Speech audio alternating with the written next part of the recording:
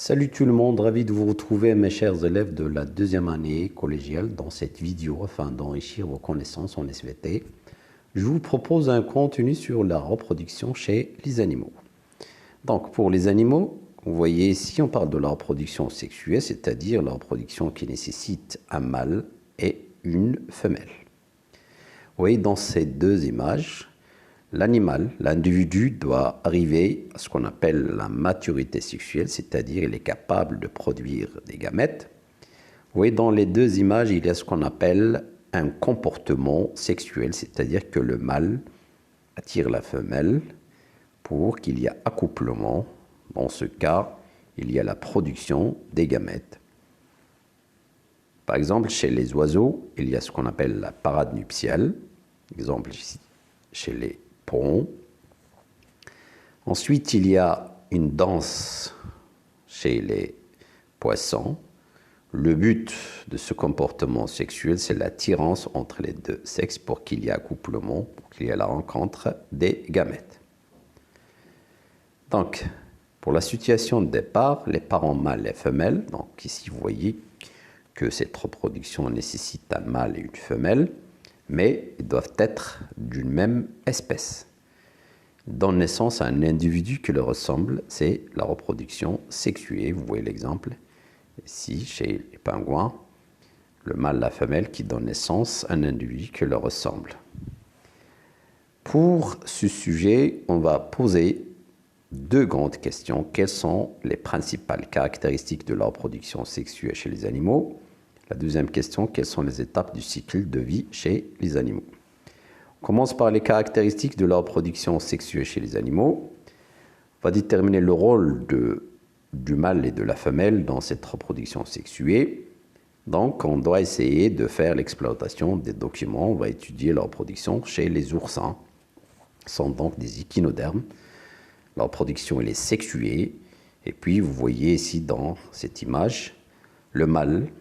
On fait donc une dissection, on va voir qu'il a 5 testicules, c'est-à-dire des organes reproducteurs mâles qui produisent un liquide contenant des spermatozoïdes considérés comme des gamètes mâles.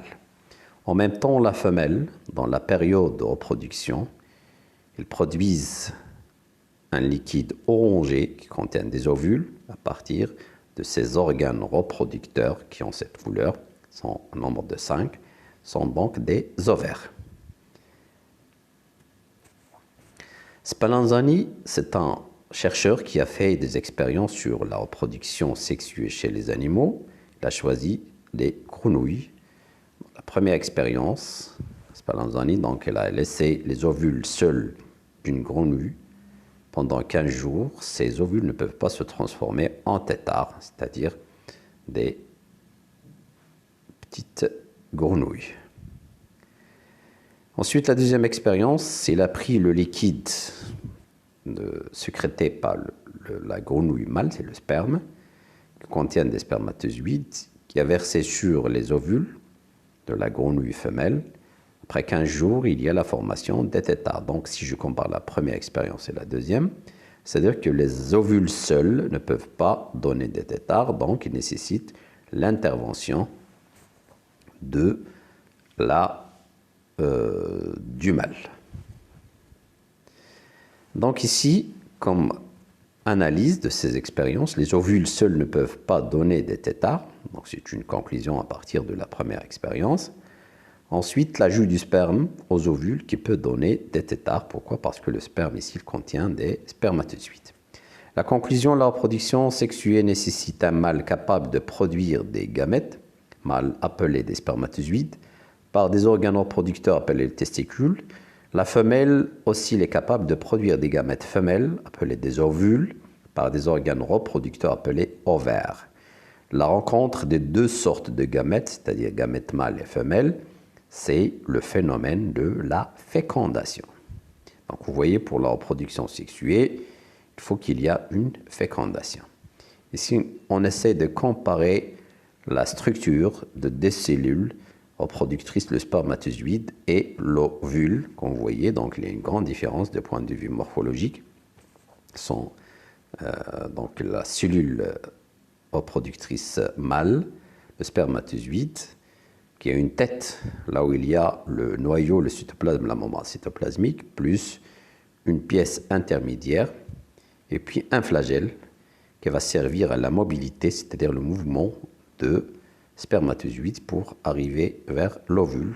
Vous voyez donc, l'ovule, il a la forme connue de la cellule, le cytoplasme, le noyau, la membrane cytoplasmique, donc il s'agit de deux cellules reproductrices. Il y a aussi la différence de point de vue taille. On va parler de la fécondation. C'est quoi la fécondation? C'est l'union d'un gamète mâle avec un gamète femelle pour donner la cellule œuf. Donc vous voyez le produit, le résultat final de la fécondation, c'est la formation de la cellule œuf, c'est-à-dire l'union des deux gamètes mâles et femelles. Ici, on va essayer de comparer les gamètes mâles et femelles, comme j'ai déjà dit. Vous voyez de point de vue taille, ici on essaie d'agrandir un spermatozoïde fois 1000, ici uniquement fois 300. Donc vous voyez que les ovules, ils ont une grande taille par rapport aux spermatozoïdes. La forme, le spermatozoïde a une forme allongée. Par contre, l'ovule, il a une forme qui est ovale, une forme ronde. La mobilité, le spermatozoïde capable de bouger par le spermatozoïde, par le flagelle plutôt. Et puis pour l'ovule, elle est stable, donc il ne bouge pas. Le nombre, pour les spermatozoïdes, sont très nombreux. On peut trouver donc des millions de spermatozoïdes dans un centimètre cube du sperme. Par contre, pour les ovules, le nombre il est restreint. La durée de vie, ici par exemple estimée à 24 heures chez cette espèce pour l'ovule, et la durée de vie du spermatozoïde, c'est 48 heures. Donc cette durée de vie varie d'une espèce à une autre, et aussi des conditions de conservation de ces deux gamètes. Le lieu de formation, on a déjà dit que les spermatozoïdes sont des gamètes mâles qui sont produits par des testicules. Par contre, les ovules sont le produit des ovaires.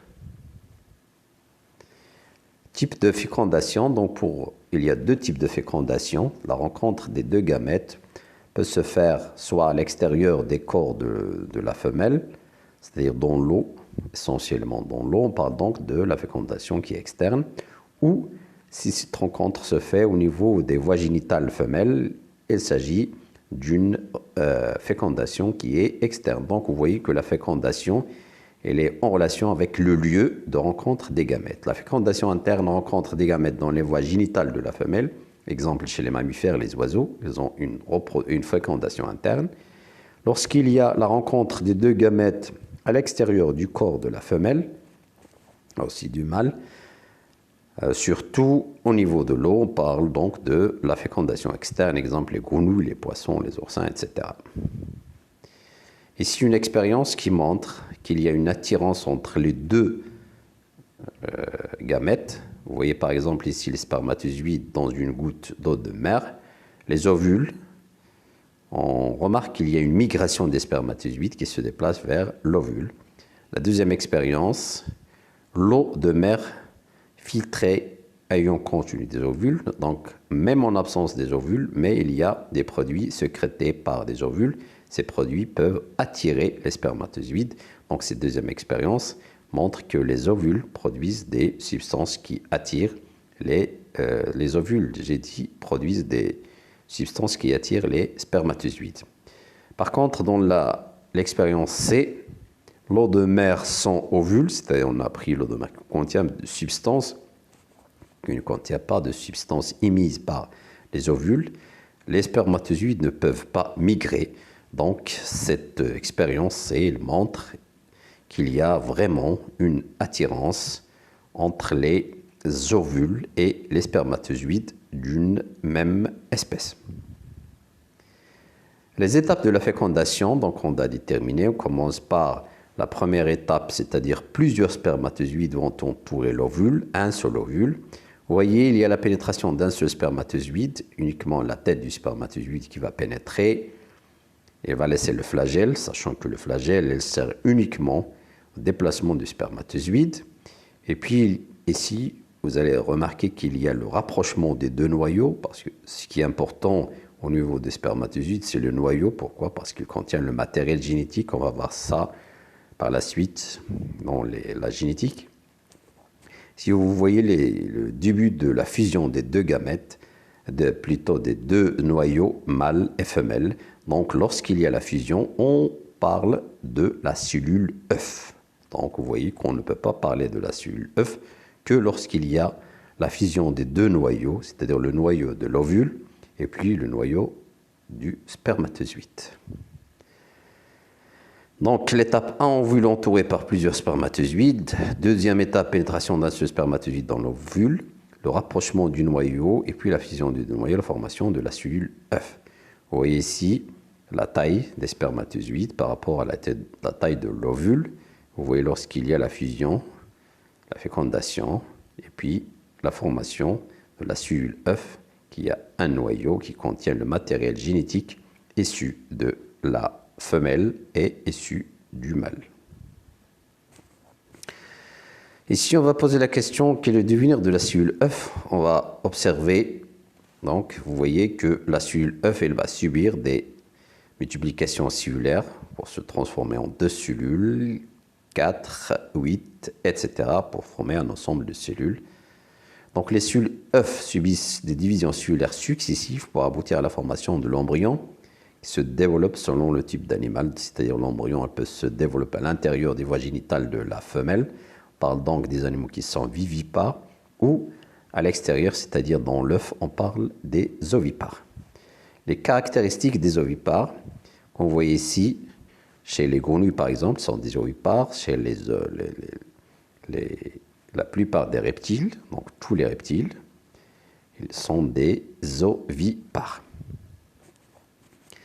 Donc les êtres vivants ovipares sont principalement des animaux dont la femelle pond des œufs. Et puis la deuxième caractéristique, l'incubation se fait par la nature ou par des parents, comme chez les oiseaux. C'est-à-dire l'incubation, le développement de l'embryon dans l'œuf. Chez les oiseaux, par exemple, vous voyez qu'il y a un développement de l'embryon à l'intérieur de l'œuf. On va remarquer qu'il y a une diminution du jaune et du blanc de l'œuf qui contient des réserves nutritives. En même temps, il y a un développement de l'embryon aux dépens de la diminution des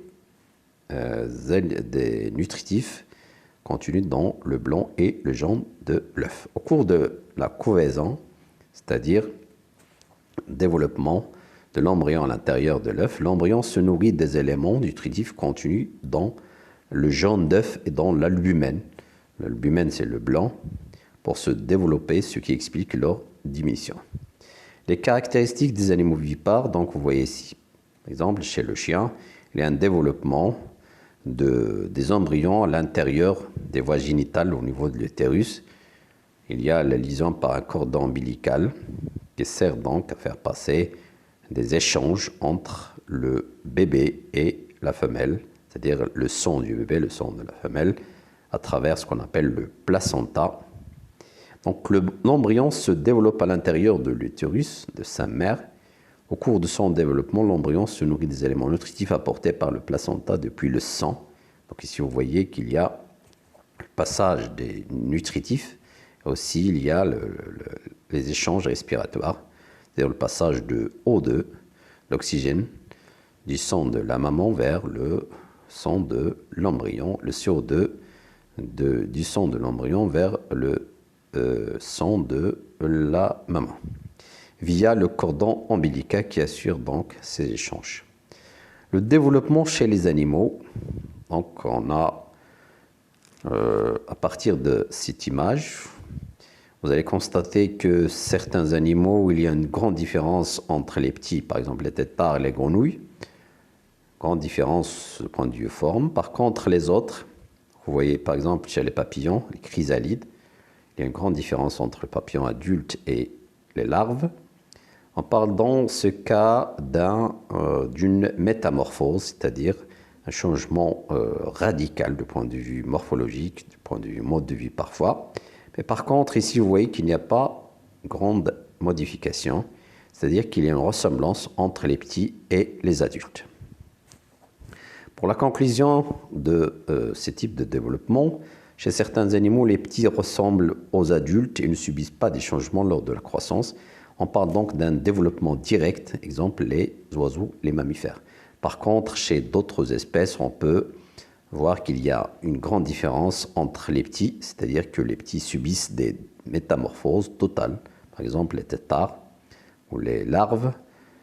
On parle de la métamorphose, c'est-à-dire un changement radical dans la forme pour devenir des adultes. On parle donc d'un développement qui est indirect, exemple les grenouilles, les poissons, les insectes, les oursins.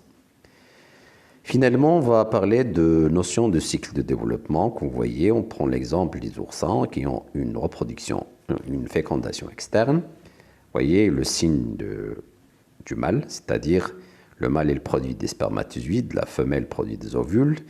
Et la rencontre des deux, c'est la fécondation pour donner la cellule œuf qui va se transformer en un embryon qui va subir après une métamorphose, un changement pour se transformer en adulte. Donc il s'agit d'un développement indirect chez les oursins. Par contre, chez les poules, donc vous voyez les oiseaux, il y a un dimorphisme sexuel, comme vous voyez. Le mâle, il produit des spermatozoïdes, la femelle des ovules. La rencontre des deux, elle va donner la cellule œuf qui se transforme en embryon, puis il y a donc un développement qui sera direct, donc il n'y a pas de métamorphose, pas de changement, pour se transformer en adulte. Donc jusqu'ici, on va s'arrêter et on va continuer la reproduction dans le deuxième chapitre chez les végétaux. À bientôt.